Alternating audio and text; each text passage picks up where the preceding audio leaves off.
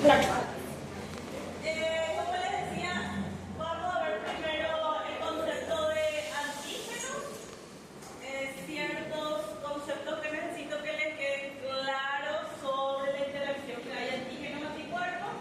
Y después vamos a empezar ya respuesta humoral específicamente y conocer un poco la estructura de las inmunoglobulinas en general, ¿sí? Bueno, entonces, cuando nosotros hablamos de antígenos, tenemos que poder diferenciar algunos conceptos específicos, como el concepto de inmunógenos. Cuando nosotros hablamos de un inmunógeno, va a ser cualquier molécula que puede estimular una respuesta inmunitaria, ¿sí? Entonces, nosotros ya sabemos que tenemos patrones moleculares asociados al daño y lesiones moleculares también, o patrones moleculares asociados a lesiones. Todos esos patrones que estimulan una respuesta inmunitaria serían los inmunógenos, ¿sí? El inmunógeno entonces es una estructura que no necesita ayuda para generar una respuesta, ya de por sí sola genera una respuesta. Ellas pueden ser macromoléculas, ¿sí? Que son grandes moléculas cuando activan a los linfocitos B, porque ustedes saben que los linfocitos B pueden estar recorriendo por el torrente sanguíneo, ya están saliendo de las zonas secundarias y van recorriendo, paseándose. Entonces las macromoléculas sirven como inmunógenos específicos del linfocito B. Pero solamente sustancias pequeñas van a ser de los anticuerpos. Y también sustancias pequeñas, como son los péptidos, es lo que van a ser exclusivos de los linfocitos T. Cuando nos referimos a sustancias pequeñas que van a estar vinculadas a los anticuerpos, nos referimos a que ustedes saben que si yo tengo una bacteria, dentro de esta bacteria en su pared celular hay diferentes antígenos, o ya hablemos entonces del concepto en sí, inmunógenos. ¿Sí? Una bacteria puede tener diferentes inmunógenos, puede tener simplemente un azúcar que sea el que haga la reacción. Entonces son pequeñas sustancias o pequeñas estructuras. No las podemos considerar como macromoléculas. Dentro de macromoléculas, y ustedes eso saben ya súper bien de bio 1, las únicas macromoléculas, ¿cuáles son? Carbohidratos, proteínas, lípidos. Y entonces, cuando se habla de eso, está vinculado al linfocito. Luego está el concepto de aptenos. Acá faltó la... Los aptenos son también pequeñas moléculas, o principalmente sustancias químicas, que de por sí solas no pueden ser inmunógenos. ¿Sí? Ellas tienen una afinidad por ser inmunógenas, pero solas, de forma individual, ellas no van a hacer que ocurra una respuesta o un estímulo inmunitario. ¿Quién necesita estos aptenos? Transportadores. Ellos necesitan transportadores.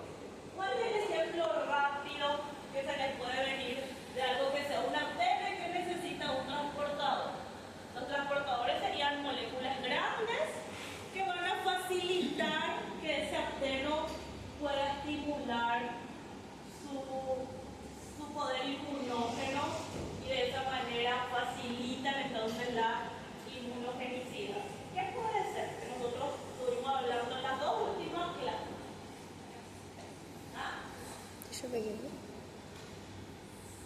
Puede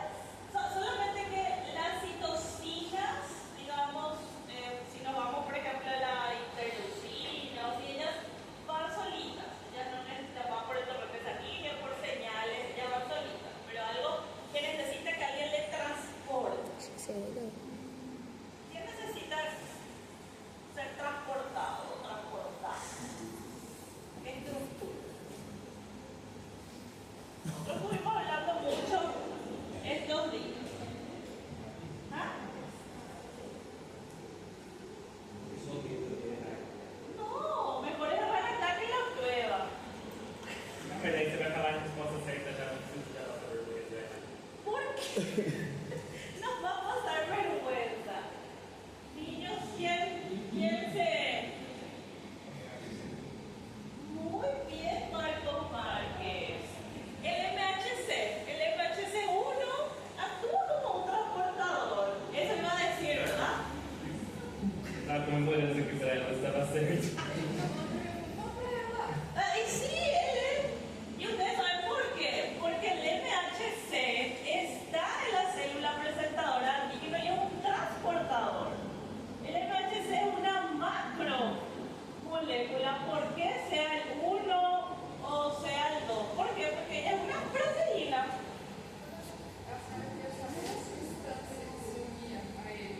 No, o sea, sí, y esto transporta y se coloca un péptido. Y el péptido no es una macromolécula, es una sustancia finita pequeña, una estructura pequeña, y ese péptido tiene un poder de inmunogenicidad, pero él de por sí solo no puede irse hasta el linfocito débil. Él necesita un transportador, que es una macromolécula mucho más grande, que justamente es la que le va a presentar y le va a llevar hasta el sitio. ¿Sí? Entonces, ellos son ejemplos claros de esa diferencia. ¿Sí? Entonces, suelo preguntar, esto de las preguntas más fáciles de la explica que suelo hacer en el examen final o en el parcial, que me dejen las diferencias. Y por increíble que parezca, es lo que más suelen dejar en blanco, porque dejan aparentemente lo más fácil pasa de largo.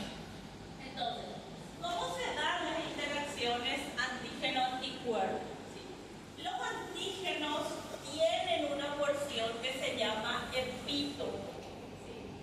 Este epítopo siempre va a ser el que se va a unir directamente al anticuerpo. Por ejemplo, yo tengo en este caso una bacteria. Sí, esta bacteria puede tener flagelos, puede tener pilinas, puede tener proteínas, la pared celular. ¿Sí? Esta bacteria en sí es un antígeno, ella es un antígeno, pero ella tiene epítopos, ella tiene varios epítopos. Un epítopo puede ser sus carbohidratos, otro epítopo puede ser las proteínas como la flagelina. O sea, ella tiene varios patrones. Cada uno de los patrones que es capaz de reconocer un anticuerpo, porque los anticuerpos lo que van a hacer es la IgG, por ejemplo, si ya hubo una infección anterior con este microorganismo, entonces específicamente el anticuerpo viene y reconoce, ¿sí? Reconoce esta zona, este lugar, ¿sí? Se une a ese epítopo. Entonces ese epítopo, el concepto de epítopo, entonces la porción de un antígeno específico que logra interactuar con el anticuerpo. ¿Sí? Eso es lo que se queda como la memoria. ¿Sí? Y el paratopo es la parte del anticuerpo que reconoce el epítopo. ¿Sí? El paratopo serían las porciones variables. Cuando yo tengo un anticuerpo, el anticuerpo tiene más o menos esta forma. Así que enseguida vamos a ver. ¿Sí? Que son formatos de inmunoglobulina, donde ella tiene fracciones que son consideradas fracciones variables. Estas fracciones variables que son diferentes en cada IgG, supongamos sea una inmunoglobulina G, un anticuerpo IgG. Y ustedes saben que los IgG son los de memoria y son específicos para los epítopos. Entonces la porción que reconoce a los diferentes epítopos sería solamente esta fracción variable. Entonces esta fracción variable es la que tendría el concepto de paratopo. Entonces la interacción epítopo-paratopo es la que nos da entonces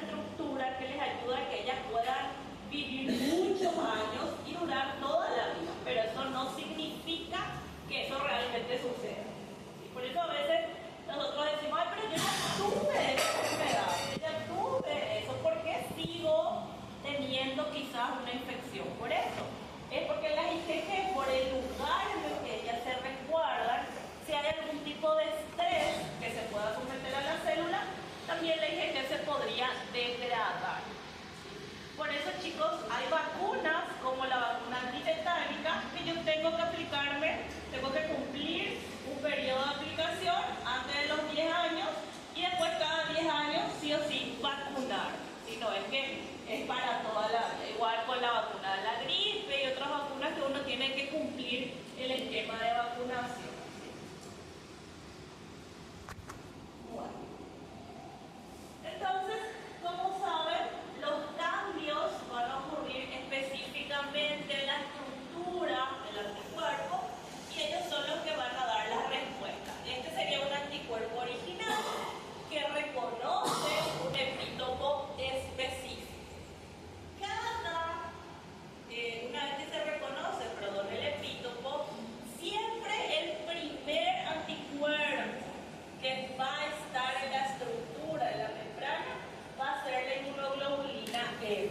Acuérdense que todos los inmunoglobulinas que van a ser anticuerpos, IgG, IgM, IgA, IgB, todas las que nosotros conocemos, tienen un precursor común que es el mismo gen. El mismo gen le forma a todas estas inmunoglobulinas. Entonces lo que va ocurriendo son variaciones somáticas para poder acomodar mejor esa inmunoglobulina de acuerdo al epitipo que se reconoció. Supongamos que este epitipo sea un epitipo que me da una reacción alérgica, ¿sí? Que pueda ser un alimento o alguna otra sustancia que me da una reacción alérgica. Entonces lo que va a hacer es que va a cambiar la forma y van a empezar a ver variaciones en la región variable de ese anticuerpo para que se dé una forma secretada y que se empiece a liberar esa inmunoglobulina. Si es una que tiene que ver con procesos alérgicos, la inmunoglobulina que va a ser secretada va a ser la IgG. ¿Sí? Entonces ahí se va a liberar la IgG. Si, por ejemplo, se va a dar que sea algún proceso infeccioso que está ocurriendo en mi organismo, sea alguna bacteria, sea algún virus, algún tipo de microorganismo, se va a cambiar de forma y se va a empezar a liberar la IgG. ¿Para qué? Para que la IgG vaya a unirse y vaya a hacer opsonización, y uno de los procesos que tiene que hacer es activar también al sistema de complemento. O sea, que se una al microorganismo y se una a C1 para que pueda iniciar el sistema de complemento. Entonces la IgM sería la primera, la que va a aparecer. Y van a aparecer dos. En ese linfocito B van a estar, aparte de la IgM, que va a estar acá, que es la que ya se va a encontrar, también va a estar la IgB. Porque la IgB, lo que se sabe de la IgB, no es que ella tiene una reacción directa en la respuesta inmunológica. Ella lo que ayuda es a hacer las mutaciones o las recombinaciones variables, ayuda a la maduración del linfocito B. ¿Sí? Entonces la IgB es por eso un receptor de membrana. ¿Sí? Un receptor de membrana. No va a ser secretado, no es liberado. Pronto, tem uma pergunta bem na minha cabeça. Sim. A senhora falou que quem reconhece primeiro é o IgM, que é o primeiro a chegar no local, para depois fazer o câmbio. Sim. Porém, aí vamos colocar uma coisa no intestino, lá na mucosa. Aí vai chegar o IgA. Aí chegou o IgM, passou para o IgA, aí deu uma reação alérgica. Aí troca novamente para o IG. Sim. Então ele pode fazer vários câmbios. Varios cambios, porque es el mismo gen, al mismo Aí, então tiempo. ele abre o sistema complemento a todo momento. Sí. Porque ella puede, supongamos que sea una reacción alérgica. ¿Sí? Hay pacientes, no sé si antes lo mencioné, hay pacientes que son conocidos como pacientes atópicos y hay pacientes no atópicos. Un paciente atópico es un paciente que en vez de liberar IgG, IgM, en vez de que responda a la IgG, IgM, hace mayor liberación de IgG. Supongamos vos y yo nos vamos a un lugar donde hay mucho polen.